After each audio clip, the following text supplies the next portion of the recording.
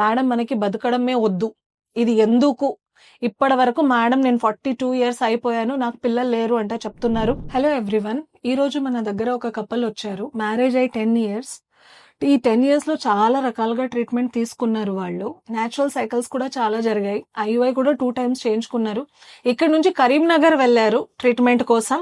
మళ్ళీ అక్కడ కూడా ఇంత దూరం ఓవర్ నైట్ ట్రావెల్ చేసేసి ఫెయిల్డ్ సైకిల్స్ అయిపోయాక మళ్ళీ మన ఇన్స్టా వీడియో చూసి నా దగ్గర వచ్చారు. ఈ రోజు నాకు చెప్తున్నారు, మేడం మనకి బతకడమే వద్దు, ఇది ఎందుకు, ఇప్పటి వరకు మేడం నేను 42 years అయిపోయాను, నాకు పిల్లలు లేరు అంటే చెప్తున్నారు.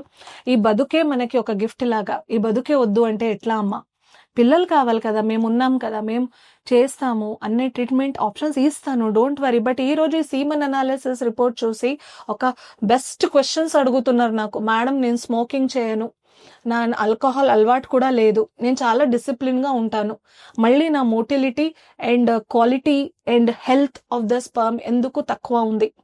సో 2-3 క్వశ్చన్స్ అడిగాను అనమాట. మీ ప్రొఫెషన్ ఎట్లా ఉన్నాయి ఏంటి? ప్రొఫెషన్ అంటే బైక్ పైన చాలా ట్రావెల్ చేస్తాను మేడం నేను. అంటే he's expose to the pollution of the city pollution వాళ్ళ హెల్త్ పైన చాలా ఎఫెక్ట్ చేస్తుంది.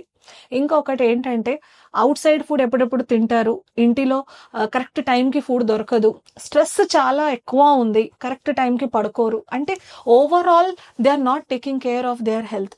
One of the strongest reason for the sperm parameters to fall down is the pollution, is the air that we breathe, because we don't have fresh trees here, you don't have fresh air here. And one thing is stress is much more harmful than what we are seeing from this smoking and alcohol consumption. So there was a beautiful story. A lady told me in the doctor's award that 15 years she tried with all the treatment in the city, and then once she couldn't get pregnancy, వాళ్ళు ఏంటంటే form హౌస్లో వెళ్ళిపోయారు. అక్కడ కొత్త form, వాళ్ళేదే form organic vegetables అన్ని cultivate చేసి తిన్నారు. 2 yearsలో she conceived naturally.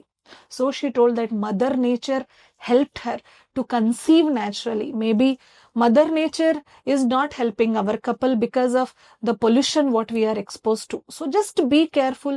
Take care of your health. We are there to help you. Don't worry. Thank you.